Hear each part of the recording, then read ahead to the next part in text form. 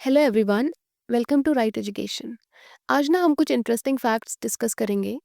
क्या आपको पता है कि आप किसी देश के सिटीजन ना होते हुए भी उस देश के रेजिडेंट या डोमिसाइल हो सकते हो?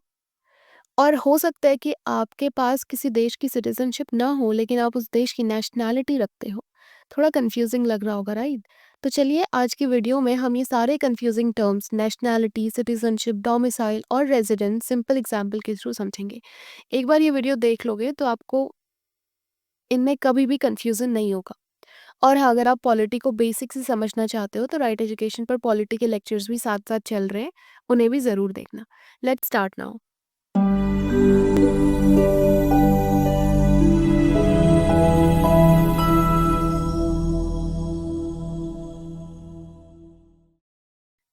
सबसे पहले डिस्कस करते हैं नेशनैलिटी। देखो, नेशनैलिटी का मतलब होता है कि एक पर्सन और उसके नेशन के बीच का लीगल बॉन्ड। ये बताता है कि आप इंटरनेशनल लॉ के पॉइंट ऑफ व्यू से किस देश से बिलॉन्ग करते हो। आप जिस कंट्री का पासपोर्ट रखते हो ना, ऑफिशियली आप उसी कंट्री के नेशनल कहलाते हो। अब जो नेशनैलिटी है वो 2 तरीके से मिलती है, एक होती है बाय बर्थ और दूसरा है बाय नेचुरलाइजेशन। ये सारी मेथड्स ना मैंने सिटीजनशिप चैप्टर में बहुत अच्छे से क्लियर किया पॉलिटी के लेक्चर में, तो आप जाकर उसको देख सकते हैं। देखो, बाय बर्थ का मतलब ये कि आप जहाँ पैदा होते हो, जहाँ आपके पेरेंट्स रहते हैं और जो आपके पेरेंट्स की नेशनैलिटी होती है, उसके थ्रू ही आपको नेशनैलिटी मिल जाती है। नेचुरलाइजेशन का मतलब ये है कि किसी दूसरे कंट्री के लॉ को फॉलो करके वहाँ की नेशनैलिटी लेना। तो नॉर्मली एक पर्सन सिर्फ एक ही कंट्री का नेशनल होता है, पर कुछ कंट्रीज ड्यूअल नेशनैलिटी भी अलाउ करती है, जैसे कि यूएसए, यूके एटसेट्रा। देखो, एग्जाम्पल से इसको ऐसे समझते हैं ना। देखो, अगर कोई पर्सन इंडिया में पैदा होता है तो उसकी नेशनैलिटी इंडियन होती है, लेकिन अगर वही पर्सन बाद में नेचुरलाइजेशन प्रोसेस के थ्रू अमेरिकन सिटीजन बन जाते हैं तो उसकी नेशनैलिटी यूएस हो जाएगी। ठीक है, क्योंकि इंडिया ड्यूअल नेशनैलिटी अलाउ नहीं करता है, तो जो उसकी इंडियन नेशनैलिटी है वो ऑटोमेटिकली खत्म हो जाएगी। देखो, अब समझते हैं सिटीजनशिप को। देखो, सिटीजनशिप ना एक कंट्री द्वारा दिया गया एक लीगल स्टेटस होता है जो किसी पर्सन को पूरे सिविल और पॉलिटिकल राइट्स देता है, जैसे कि वोट देना, इलेक्शन लड़ना, प्रेसिडेंट या एमपी बन सकना एटसेट्रा। अब ये बात याद रखना कि सभी सिटीजन नेशनल्स ऑटोमेटिकली होते हैं, लेकिन हर नेशनल सिटीजन हो ये ज़रूरी नहीं होता है। ठीक है, आप किसी देश के नेशनल हो सकते हो बिना फुल सिटीजनशिप राइट्स के। अब इंडिया में सिर्फ सिटीजन्स ही वोट दे सकते हैं, एमपी, एमएलए, प्रेसिडेंट, जज एटसेट्रा बन सकते हैं। और सिटीजनशिप गवर्न होती है भारतीय संविधान के आर्टिकल 5 से आर्टिकल 11 तक और सिटीजनशिप एक्ट 1955 के थ्रू। ठीक है, जिसमें सिटीजनशिप कैसे मिलती है, कैसे खत्म की जाती है, ये सारी प्रोसेसेस बताई गई है। अब नेशनैलिटी और सिटीजनशिप में अगर हम डिफरेंस देखें तो नेशनैलिटी का मतलब होता है कि आप किस देश से बिलोंग करते हो, वेरिंग सिटीजनशिप का मतलब होता है कि आपको उस कंट्री के कंप्लीट लीगल राइट्स और रिस्पॉन्सिबिलिटीज मिल चुकी हैं। ठीक है, नेशनैलिटी आपकी आइडेंटिटी बताता है कि आप किस देश के हो। पूरे दुनिया भर में आप उस देश के नेशनल्स कहलाते हो। अगर आप सिटीजन हो, आपको वोट देने का हक होता है, चुनाव लड़ने का अधिकार होता है, पब्लिक ऑफिस संभाल सकते हो और गवर्नमेंट सर्विसेज का पूरा बेनिफिट ले सकते हो। ठीक है, देखो अभी हमने स्टेटमेंट पढ़ा था कि सारे सिटीजन्स ऑटोमेटिकली नेशनल्स होते हैं। देखो, क्योंकि किसी भी कंट्री का सिटीजन बनने के लिए ना सबसे पहले आपको उस देश का नेशनल माना जाता है। इसका मतलब ये है कि citizenship is equal to nationality plus full rights and duties. चलिए इसको समझते हैं अमेरिकन समोआ के केसेस में। ठीक है, तो अमेरिकन समोआ एक यूएस टेरिटरी है जो साउथ पैसिफिक ओशन में लोकेटेड है। यहाँ के लोग यूएस नेशनल्स हैं। इसका मतलब ये है कि उनका यूएस के साथ लीगल कनेक्शन है। वो इंटरनेशनली यूएस के नेशनल्स के रूप में जाने जाते हैं और उनके पास यूएस पासपोर्ट भी होता है, लेकिन ये लोग यूएस सिटीजन नहीं होते हैं बाई बर्थ। सिटीजनशिप उन्हें ऑटोमेटिकली जन्म से नहीं मिलती है, उन्हें नेचुरलाइजेशन प्रोसेस के थ्रू लेटर अप्लाई करके सिटीजनशिप लेनी पड़ती है अगर वो चाहे तो। अब इसके कॉन्सिक्वेंसेस क्या होते हैं ना, देखो ये लोग यूएस फेडरल इलेक्शन में वोट नहीं दे सकते हैं, ये कुछ पब्लिक ऑफिस होल्ड नहीं कर सकते हैं। तो यूएस नेशनल्स होने का मतलब ये नहीं होता कि आप फुल सिटीजन भी हो। ठीक है, तो नेशनैलिटी और सिटीजनशिप में आपको डिफरेंस समझ आ गया। अगर आप किसी देश के नेशनल हो, इसका मतलब ये बिल्कुल भी नहीं कि आप उस देश के सिटीजन्स भी हो, लेकिन अगर आप उस देश के सिटीजन हो तो ऑटोमेटिकली आप उस देश के नेशनल्स कहलाओगे। ठीक है, अब यहाँ पर ना एक चीज़ ध्यान देना, अमेरिकन समोआ को समोआ के साथ कंफ्यूज मत करना। समोआ एक कंप्लीटली इंडिपेंडेंट और सोवरेन कंट्री है, जबकि अमेरिकन समोआ यूएस की टेरिटरी है, ठीक है? तो अगर आप किसी देश के सिटीजन हो तो आपके पास ऑटोमेटिकली उस देश की नेशनैलिटी होती है। लेकिन अगर आप किस देश के नेशनल हो तो ये ज़रूरी नहीं है कि आप उस देश के सिटीजन्स भी हो, ठीक है? लेकिन अगर हम इंडिया के केस में देखें ना, तो इंडिया में citizen is equal to national होता है, ठीक है? अगर आप इंडिया के सिटीजन हो तो आप इंडिया के नेशनल हो, और अगर आप इंडिया के नेशनल हो तो आप इंडिया के सिटीजन हो, क्योंकि इंडिया ड्यूअल सिटीजनशिप अलाउ नहीं करती है। हमारा जो आर्टिकल 9 है कॉन्स्टिट्यूशन का, वो ये बोलता है कि अगर किसी व्यक्ति ने वॉलंटरीली किसी और देश की सिटीजनशिप ले ली होती है तो उसकी जो इंडियन सिटीजनशिप है वो ऑटोमेटिकली खत्म हो जाएगी, ठीक है? तो इंडिया में सिटीजन और नेशनल अलग अलग नहीं है, दोनों सेम ही होते हैं। अगर आप इंडियन सिटीजन नहीं रहे तो आप इंडियन नेशनल भी नहीं रहोगे। Is this clear? अब बात करते हैं डोमिसाइल की। देखो, डोमिसाइल का मतलब होता है ना किसी व्यक्ति का परमानेंट होम, यानी जहाँ वो हमेशा रहना चाहता है।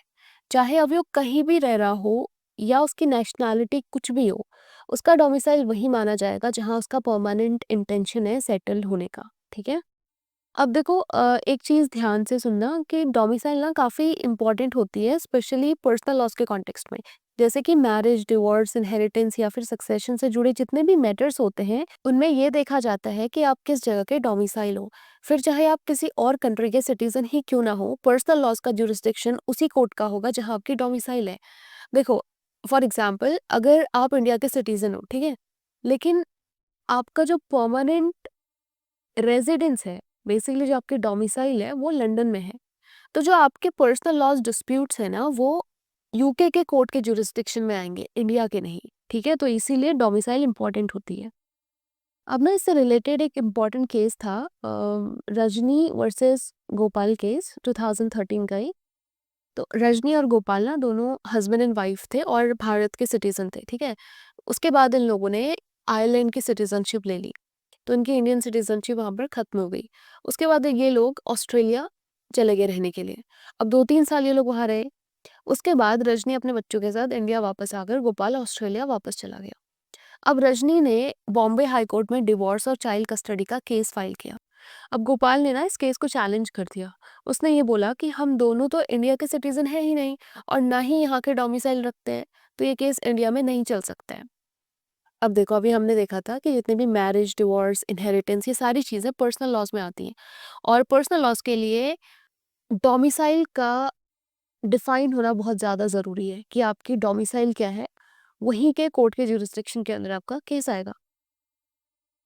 तो अब इस पर सुप्रीम कोर्ट ने क्लियरली कहा कि चाहे आप इंडियन सिटीजन ना हो, लेकिन अगर आपके डोमिसाइल ऑफ ओरिजिन या डोमिसाइल बाय बर्थ इंडिया का है, तो वो तब तक बना रहेगा जब तक आप डोमिसाइल ऑफ चॉइस प्रूफ नहीं कर पाते हो, ठीक है? हम ये डोमिसाइल ऑफ ओरिजिन और डोमिसाइल ऑफ चॉइस ये अभी इसके बाद समझेंगे अच्छे से। तो अभी इतना समझ लो कि जो डोमिसाइल ऑफ ओरिजिन बेसिकली ये है कि आप जहाँ के सिटीजन ओरिजिनली थे और जहाँ रह रहे थे, वो आपकी डोमिसाइल ऑफ ओरिजिन या डोमिसाइल ऑफ बर्थ होती है।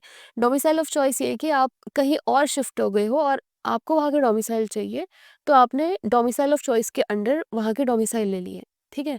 तो सुप्रीम कोर्ट ने ये बोला कि अगर आप ऑस्ट्रेलिया के डोमिसाइल हो, तो आपको डोमिसाइल ऑफ चॉइस प्रूफ करना पड़ेगा। अब गोपाल ये प्रूफ नहीं कर पाया कि उसका जो ऑस्ट्रेलिया में रहने का जो इंटेंशन है वो परमानेंट है, और सिर्फ वहाँ रेजिडेंट होने से आप ऑटोमेटिकली ऑस्ट्रेलिया के डोमिसाइल तो बिल्कुल नहीं बन जाते हो। तो इस पर सुप्रीम कोर्ट ने ये बोला कि सिर्फ टेम्परेरी रेजिडेंस या सिटीजनशिप होने से आप किसी और कंट्री के डोमिसाइल नहीं बन जाते हो। जब तक आप intention to reside permanently proof नहीं करते, तब तक आपका इंडियन डोमिसाइल माना जाएगा। तो इसीलिए इस केस का जो जुरिस्डिक्शन था वो बॉम्बे हाई कोर्ट के पास चला गया, ठीक है? तो हमने जो डोमिसाइल पढ़ी है ना, डोमिसाइल बेसिकली 3 तरीके की होती है। एक होती है डोमिसाइल ऑफ ओरिजिन, दूसरा है डोमिसाइल ऑफ चॉइस और तीसरा है domicile by law. Domicile of origin या फिर डोमिसाइल ऑफ बर्थ का बेसिकली मतलब ये है कि जो आपके जन्म के समय आपको मिलती है। बेसिकली ये फादर के डोमिसाइल के बेसिस पर या फिर मदर के डोमिसाइल के बेसिस पर आपको मिलती है। डोमिसाइल ऑफ चॉइस का मतलब ये है कि जब कोई व्यक्ति अपनी मर्जी से किसी नई जगह पर परमानेंटली सेटल्ड हो जाता है और वहाँ हमेशा रहने का इरादा रखता है, तो उसको फिर डोमिसाइल ऑफ चॉइस के अंडर वहाँ की डोमिसाइल मिल जाती है। और डोमिसाइल बाय लॉ का मतलब है कि लॉ के अंडर में जो हमको डोमिसाइल मिलती है, जैसे कि माइनर बच्चे को जो डोमिसाइल मिलती है उसके पेरेंट्स की ही होती है, ठीक है। अब ये याद रखना कि एक व्यक्ति के पास एक समय में सिर्फ एक ही डोमिसाइल हो सकती है, ठीक है। आप एक टाइम पर दो अलग अलग डोमिसाइल्स कैरी नहीं कर सकते हो। और डोमिसाइल का, नेशनैलिटी का और सिटीजनशिप का आपस में कोई लेना देना नहीं है, ठीक है। आप किसी देश के नेशनल हो सकते हो बट ज़रूरी नहीं है कि आप वहाँ के सिटीज़न हो। ये हमने यूएसए के केस में पढ़ा था, ठीक है। उसके अलावा आप किसी देश के डोमिसाइल हो सकते हो, लेकिन ज़रूरी नहीं है कि आप उस देश के नेशनल या फिर सिटीज़न ही हो। और अगर आप किसी देश के सिटीज़न हो तो ज़रूरी नहीं है कि आप उस देश के डोमिसाइल भी होगे ही होगे, ठीक है। तो ये तीनों अलग अलग एंटिटीज़ हैं। अब ना कुछ इंपॉर्टेंट केसेस देख लेते हैं डोमिसाइल से रिलेटेड, उसके बाद आपको डोमिसाइल में कोई कंफ्यूजन नहीं रहेगी, ठीक है। तो 1966 में हमारे पास Mohammad Raza versus state of Bombay case आता है। अब जो मोहम्मद रज़ा थे वो ओरिजिनली ईरान के सिटीज़न थे। 1938 में वो इंडिया आए और 1945 में उन्होंने ईरान का पासपोर्ट लिया और इराक गए पिलग्रिमेज के लिए। अब किसी देश का पासपोर्ट लेने का मतलब क्या है? हमने पढ़ा था कि अगर आप किसी देश का पासपोर्ट कैरी कर रहे हो तो मतलब आप उस देश के नेशनल हो। तो बेसिकली यहाँ पर जो मोहम्मद रज़ा थे उन्होंने ये क्लेम कर लिया कि वो ईरान के नेशनल है, ठीक है, हेंस ईरानी सिटीजन है। अब वापस आकर उन्होंने खुद को रजिस्ट्रेशन ऑफ फॉरेनर्स एक्ट 1939 के तहत ईरानियन नेशनल रजिस्टर करवाया। अब उनको फॉरेनर्स ऑर्डर 1938 के अंडर एक रिटेल परमिट मिला इंडिया में टेम्पररी रेजिडेंस के लिए, ठीक है। अब ये परमिट बार बार रिन्यू होता रहा जब तक कि उन्होंने हर बार खुद को ईरानियन नेशनल डिक्लेयर किया। फिर उसके बाद 1957 में गवर्नमेंट ने उनका लास्ट एक्सटेंशन रिजेक्ट कर दिया और उन्हें इंडिया छोड़ने के लिए कहा। अब मोहम्मद रज़ा ने सिविल कोर्ट में केस डाला और बोला कि वो इंडियन सिटीजन है अंडर आर्टिकल 5। अब यहाँ पर जो लीगल इशू आता है वो ये आता है कि क्या मोहम्मद रज़ा इंडिया के सिटीजन थे अंडर आर्टिकल 5 और क्या उन्होंने इंडिया का डोमिसाइल एक्वायर किया था। चलो, हमारा जो आर्टिकल 5 है ना वो क्या कहता है कि at the time of commencement of the constitution 1950 a person is citizen of India if, यहाँ पर दो कंडीशंस दी गई हैं। पहली है कि he has a domicile in India and in तीनों में से एक कंडीशन फुलफिल होनी चाहिए। He was born in India or either of his parents were born in India or he has been ordinarily resident in India for at least 5 years. So Raza argued कि I have been living in India for many years and I have made it home, so I must be citizen. लेकिन supreme court ने ना इस claim को reject कर दिया। अब यहाँ पर जो रज़ा थे, हमने जो आर्टिकल 5 के अंडर दो कंडीशंस पढ़ी जो फुलफिल होनी चाहिए थी, उसमें से जो उनकी दूसरी कंडीशन थी, दूसरी कंडीशंस में से उन्होंने ये वाली कंडीशंस में क्लेम किया। लेकिन सवाल यहाँ आता है कि क्या वो भारत के डोमिसाइल थे? क्या पहली कंडीशन सेटिस्फाई हो रही थी? तो इस बार सुप्रीम कोर्ट ने जजमेंट दिया कि सिर्फ इंडिया में रहना डोमिसाइल स्टैब्लिश नहीं करता है। ये भी दिखाना पड़ेगा कि आप यहाँ परमानेंटली सेटल होने का इंटेंशन रखते हैं। अब इस केस में रज़ा ने कभी भी ये नहीं बताया कि वो परमानेंटली इंडिया में रहना चाहते थे। उन्होंने बार बार खुद को ईरानियन नेशनल बोला था, जो ये प्रूफ करता है कि उनका इंटेंशन ही परमानेंट सेटलमेंट का नहीं था, ठीक है।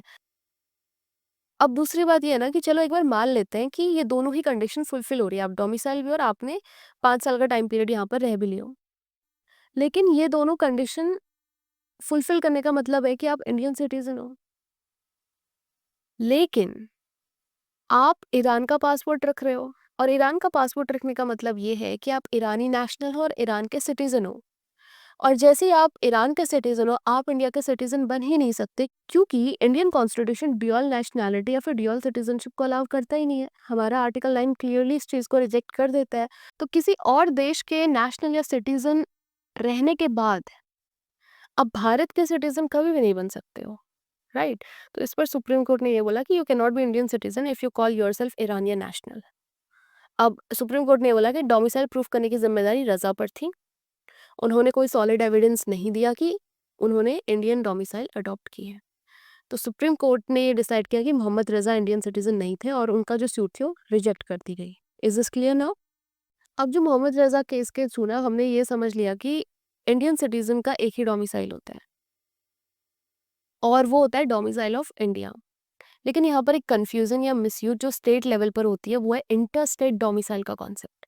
कई बार ना स्टेट अपने ही रेजिडेंट्स को प्रेफरेंस देना चाहते हैं एजुकेशनल एडमिशन्स या फिर गवर्नमेंट जॉब्स में, और ये कहते हैं कि ये डोमिसाइल ऑफ एक्स स्टेट होने चाहिए। तो ये वही जगह है जहाँ पर सुप्रीम कोर्ट ने ये स्टेप लिया और क्लियर किया कि इंडिया में कोई स्टेट डोमिसाइल का कॉन्सेप्ट एग्जिस्ट नहीं करता है, और हर इंडियन का सिर्फ एक ही लीगल डोमिसाइल होता है और वो है डोमिसाइल ऑफ इंडिया। तो इस चीज़ को डिटेल में समझाया गया है दो लैंडमार्क जजमेंट के थ्रू। एक है हमारा Pradeep Jain versus union of India 1984 case, और दूसरा भी recently Tanvi versus Shreya Goyal case है 2025 का ही। इन दोनों केसेस को डिटेल में देखते हैं, ठीक है। अब जो Pradeep Jain versus union of India case है ना, इसमें इश्यू ये था कि क्या डोमिसाइल या रेजिडेंस के बेसिस पर एमबीबीएस या पीजी मेडिकल सीट्स में रिजर्वेशन वैलिड है। तो इस पर सुप्रीम कोर्ट ने ये बोला कि अंडर ग्रेजुएट्स एमबीबीएस लेवल पर limited domicile based reservation valid है, ताकि स्टेट्स अपने स्टूडेंट्स को प्रमोट कर सके। लेकिन पीजी कोर्सेज में हाई लेवल स्पेशलाइजेशन होती है और यहाँ मेरिट ही सबसे इम्पोर्टेंट फैक्टर होना चाहिए। और आर्टिकल 14 के तहत इक्वल अपॉर्चुनिटी सबका राइट है। डोमिसाइल एक ही होता है, ऑल इंडियंस का सिंगल डोमिसाइल इंडिया। तो स्टेट अपनी बाउंड्रीज के अंडर एक्सक्लूसिव रिजर्वेशन नहीं कर सकती विदाउट स्ट्रॉन्ग जुरिस्डिक्शन। तो उसका जो फाइनल वर्डिक्ट ये था कि एमबीबीएस में लिमिटेड डोमिसाइल प्रेफरेंस चलेगा, बट पीजी लेवल पर प्राइमरीली मेरिट बेस्ड एडमिशन ही होनी चाहिए, वहाँ पर डोमिसाइल बेस्ड रिजर्वेशन नहीं दिया जाएगा, ठीक है। उसके बाद फिर ये जो 2025 का केस है ना, तन्वी वर्सेस श्रेया गोल का, तो इस पे इसका बैकग्राउंड ये है कि गवर्नमेंट मेडिकल कॉलेज चंडीगढ़ ने 64 पोस्ट ग्रेजुएट सीट्स अलॉट की थी, ठीक है, जिसमें से 32 सीट्स थी इंस्टीट्यूशनल प्रेफरेंसेस के लिए जो कॉलेज के खुद के एलुमनाई थे, और 32 सीट्स फॉर डोमिसाइल या फिर रेजिडेंस ऑफ चंडीगढ़। अब अगर आप चंडीगढ़ में हैं या चंडीगढ़ के डोमिसाइल हैं तो ही आप उन 30 जो बच्चे को जो 32 सीट्स है उसमें एडमिशन ले सकते हो। और बाहर के बच्चों के लिए तो एडमिशन सीट्स है ही नहीं, फिर तो बाहर के बच्चों के लिए कोई भी सीट्स अवेलेबल है ही नहीं। तो इस पर सुप्रीम कोर्ट ने जजमेंट दिया कि डोमिसाइल या residence based reservation in PG medical seats is unconstitutional. Article 14 का वायलेशन है क्योंकि ये इक्वल अपॉर्चुनिटी को तोड़ता है। और प्रदीप जैन एंड सौरभ चौधरी के प्रिंसिपल्स को सुप्रीम कोर्ट ने यहाँ पर फिर से कंफर्म किया, और PG admissions purely merit based होनी चाहिए, ना कि डोमिसाइल या फिर रेजिडेंस पर। तो सिर्फ इंस्टीट्यूशनल प्रेफरेंस अपने कॉलेज के स्टूडेंट्स के लिए वैलिड है, डोमिसाइल रिजर्वेशन वैलिड नहीं है। और जो एग्जिस्टिंग स्टूडेंट्स को डिस्टर्ब नहीं किया गया जो ऑलरेडी एडमिशन ले चुके हैं अंडर ओल्ड पॉलिसी, लेकिन जो न्यू पॉलिसी आएगी, न्यू एडमिशन होंगे, उसमें ये जो डोमिसाइल बेस्ड रिजर्वेशन है ये वैलिड नहीं माना जाएगा पोस्ट ग्रेजुएशन लेवल पर, ठीक है। तो हमारे पास ये सवाल आता है कि क्या इंडिया में स्टेट वाइज डोमिसाइल होती है। देखो यहाँ पर सुप्रीम कोर्ट ने क्लियरली कहा है कि इंडिया के कॉन्स्टिट्यूशन में सिर्फ एक ही डोमिसाइल का कॉन्सेप्ट है, which is domicile of India, जो हमारे आर्टिकल 5 के अंडर में मेंशन की गई है, ठीक है। जहाँ पर ये हमें स्टेटमेंट दिया गया है domicile in the territory of India. So मतलब आप तमिलनाडु के हो या पंजाब के, आपका डोमिसाइल सिर्फ इंडिया का ही होगा। Is this clear. अब बात करते हैं रेजिडेंट की। देखो रेजिडेंट ना वो व्यक्ति होता है जो किसी जगह पर सिर्फ रह रहा होता है, चाहे वो टेम्पररी हो या फिर परमानेंट हो, ठीक है। यानी कि वहाँ सिर्फ रह रहा है, ये ज़रूरी नहीं है कि वो वहाँ का नागरिक हो या फिर उस जगह पर उसका परमानेंट घर हो, बेसिकली डोमिसाइल हो। तो रेजिडेंसी का मतलब होता है कि सिर्फ फिजिकल प्रेजेंस, कि आदमी वहाँ सिर्फ रह रहा है। ये लीगल राइट, सिटीजनशिप या डोमिसाइल का प्रूफ नहीं होता है। कोई आदमी एक कंट्री में रेजिडेंट हो सकता है बिना उस देश का सिटीजन या फिर डोमिसाइल हुए, ठीक है।